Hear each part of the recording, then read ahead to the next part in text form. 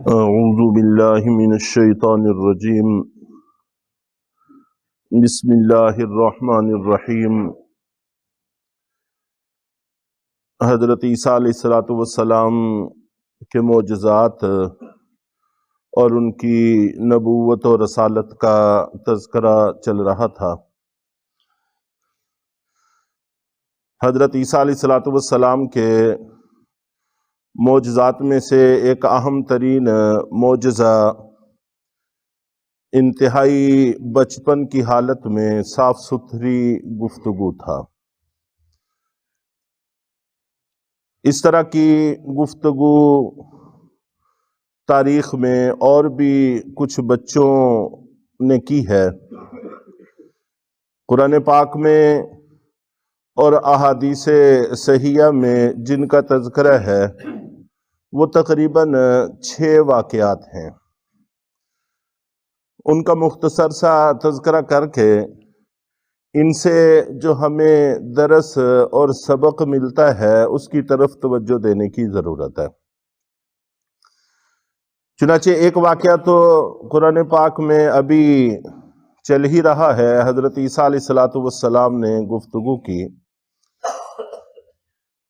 اور دوسرا واقعہ حضرت یوسف علیہ السلام کا قرآن پاک میں موجود ہے کہ جس وقت عزیز مصر کی بیوی زلیخا نے حضرت یوسف علیہ السلام پر الزام لگایا تو قرآن پاک میں ہے کہ شاہد شاہد من اہلہا، کہ زلیخا ہی کے خاندان میں سے ایک بچے نے گواہی دی کہ حضرت یوسف علیہ السلام بالکل طیب طاہر اور پاک ہیں، ان کا اس میں کوئی قصور نہیں ہے۔ اور تیسرا واقعہ بخاری اور مسلم شریف میں نبی پاک صلی اللہ علیہ وسلم سے منقول ہے کہ حضرت جریج رحمہ اللہ تعالی، یہ اللہ تعالی کے برگزیدہ بندے تھے، عبادت گزار تھے۔ ایک فاحشہ عورت نے ایک نومولود بچے کو جنم دیا اور الزام ان پہ دھر دیا۔ چنانچہ لوگوں نے ان کو ان کی عبادت گاہ سے نکالا، مارا پیٹا اور ان کی عبادت کی جگہ کو بھی گرا دیا، منہدم کر دیا۔ تو انہوں نے ان سے آخری نماز پڑھنے کی اجازت چاہی، نماز پڑھی اور اللہ تعالیٰ سے دعا کی، اور اس کے بعد اللہ کا نام لے کر اس نومولود بچے کے پیٹ پر انگلی رکھ کے کہا کہ اللہ کے حکم سے بولو کہ تمہارا باپ کون ہے۔ چنانچہ وہ بچہ بھی جو ابھی پہلے دن ہی کا تھا وہ بول اٹھا کہ فلاں چرواہا میرا باپ ہے۔ اب لوگ بڑے پریشان ہوئے کہ ہم نے جھوٹی بات پر یقین کر کے اتنے بڑے نیک اور صالح متقی پرہیزگار آدمی پر کتنا ظلم اور ستم ڈھایا۔ اور یہی چیز یہاں پر سمجھانا مقصود ہے کہ ہم عام طور پر بولنے میں ذرہ بر احتیاط کے قائل نہیں ہیں۔ جو سنتے ہیں بڑی تیزی سے، بڑی جلدی سے اس پر تبصرہ شروع کر دیتے ہیں، اور بعد میں پھر پشیمانی ہوتی ہے جس کا کوئی تدارک اور حل ہمیں سمجھ میں نہیں آتا۔ اس لیے جب بھی گفتگو کرنی ہو، ایک تو اپنا دائرہ ذمہ داری سمجھنا چاہیے کہ آیا اس پر گفتگو کرنا یہ میری ذمہ داری میں داخل بھی ہے یا نہیں۔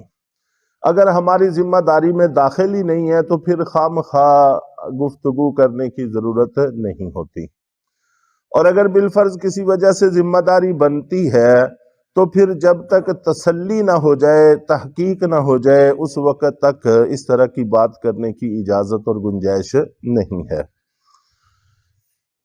نبی پاک صلی اللہ علیہ وسلم کے پاس آ کر برائی کا اقرار کرنے والوں کے بارے میں احادیث کے اندر تفصیل موجود ہے کہ انہوں نے اقرار کیا اور آپ نے فرمایا کہ نہیں تمہیں کوئی غلط فہمی ہوگی ہے، جاؤ جا کے کام کرو۔ آپ نے ان سے رخ پھیر لیا۔ تو پھر دوسری دفعہ، پھر تیسری دفعہ، جب 4 دفعہ انہوں نے مختلف مجلسوں میں اقرار کیا تو پھر اللہ کے نبی صلی اللہ علیہ وسلم بات سننے کی طرف متوجہ ہوئے۔ یعنی اس طرح کی بات میں جس حد تک ہمیں تجسس ہونے لگتا ہے، ٹو کی عادت پڑ گئی ہے، تو یہی بذات خود خلاف شرع عمل ہے۔ ہمیں ایسی بات سننے ہی سے گریز کرنا چاہیے، چاہے جائے کہ اس میں دلچسپی لیں، تجسس کریں اور پھر اس سے بھی آگے بڑھ کر اس کے پرچار میں، اس کی تشہیر میں حصہ دار بن جائیں، یہ کسی طور پر بھی درست اور ٹھیک نہیں ہے۔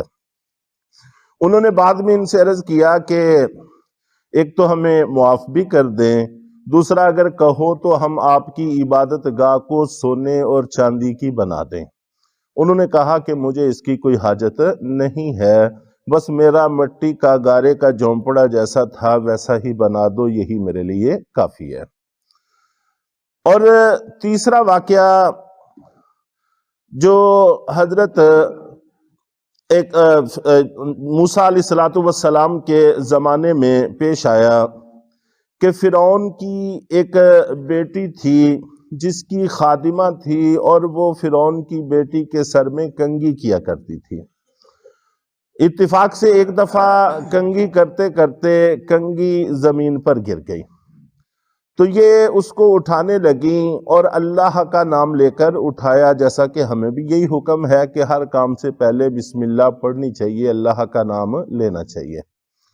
تو اس خاتون نے بھی جو بھی ان کے ہاں کوئی الفاظ منقول ہوں گے، طریقہ کار منقول ہوگا، اس کے مطابق اللہ کا نام لیا اور کنگھی اٹھائی۔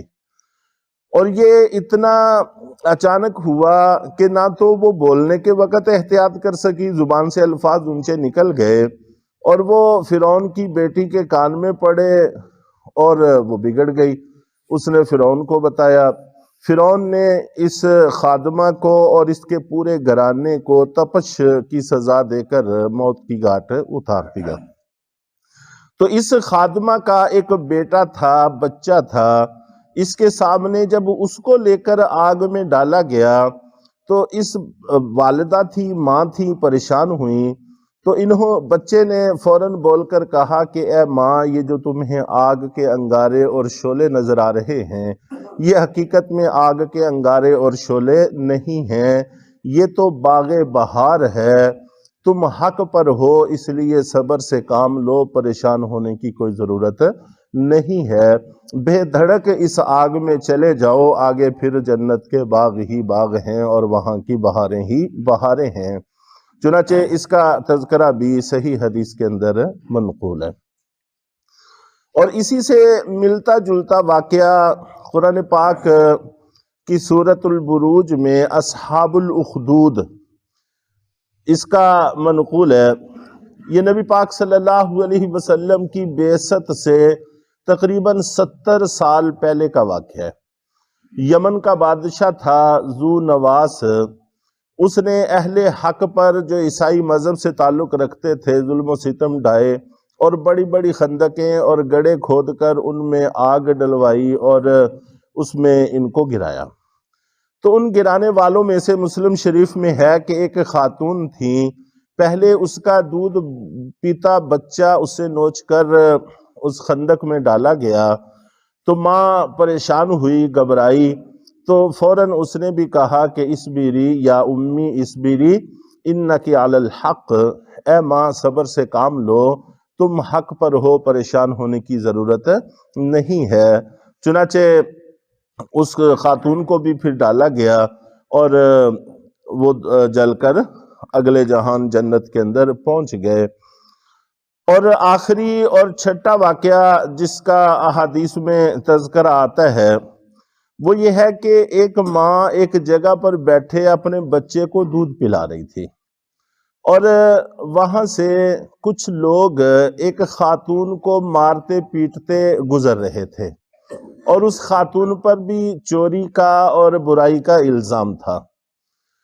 تو ماں دودھ پلاتے پلاتے فوراً زبان سے نکلا، اپنے بیٹے کے مستقبل کے بارے میں مائیں پریشان رہتی ہی ہیں، والدین دونوں ہی پریشان رہتے ہیں، فکر مند بھی رہتے ہیں، فکر مند رہنا بھی چاہیے، لیکن ہم مستقبل کو جو سمجھتے ہیں دنیا کی حد تک اتنا سا مستقبل کافی نہیں ہے، اس سے آگے کا بھی مستقبل ہے جو ہمارا اصل مستقبل ہے، اس کی بھی فکر ہمیں کرنی چاہیے۔ چنانچہ ماں نے فوراً کہا کہ اللہ تعالیٰ تمہیں اس عورت جیسا نصیب نہ دے، اس عورت جیسا نہ بنائے۔ تو اس نے دودھ چھوڑا اور بڑی صاف شفاف گفتگو میں اس نے کہا کہ اللہم اجعلنی مثلہا، اے اللہ مجھے اسی کی طرح کا بنا دینا، کہ یہ عورت حق پر ہے اور اس پر ظلم ہو رہا ہے، اور اللہ کے ہاں مظلوم ہو کر چلے جانا ظالم ہو کر چلے جانے سے بدرجہ بہتر ہے۔ اور اتفاق سے کچھ دیر اسی وقت وہاں سے ایک متکبر اور بگڑا ہوا شخص اپنی سواری پر گزرا، اور ماں کو اس کی شان و شوکت پر بڑا تعجب ہوا، اور فوراً بیٹے کو کہنے لگی کہ اللہ تمہیں اس جیسا بنائے۔ تو اس نے پھر دودھ چھوڑ کر کہا کہ اللہ مجھے اس جیسا نہ بنائے۔ تو یہ دنیا کی چند روزہ زندگی ہے، آگے پھر سوائے بربادی کے کچھ نہیں ہے۔ تو بہرحال یہ چند واقعات ہیں جو ہمیں اس بات کی تلقین کرتے ہیں کہ ہمیں گفتگو میں احتیاط برتنی چاہیے۔ بے احتیاطی گفتگو میں یہ کسی طور پر بھی درست اور مناسب نہیں ہے۔ اللہ تعالی ہم سب کو عمل کی توفیق عطا فرمائے۔